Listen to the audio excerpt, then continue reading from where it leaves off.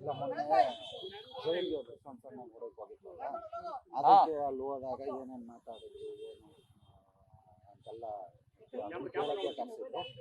So ಹಂಗಾಗಿ ಅವರು ಏನೇನು ಕೇಳಿದ್ರು ವಿಚಾರಣೆ ಕರೆದಿದ್ರು, ಅದಕ್ಕೆಲ್ಲ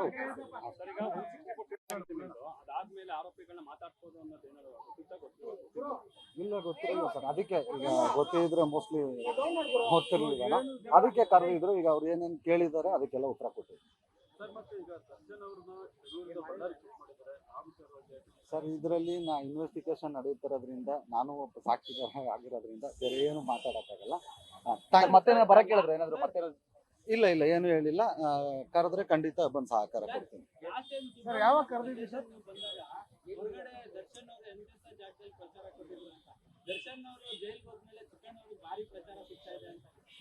ಈಗೇನು ಮಾತಾಡೋದು ಬೇಡ ಸರ್, ಯಾವಾಗ ಟೈಮ್ ಅಲ್ಲ, ಮಾತಾಡೋಣ.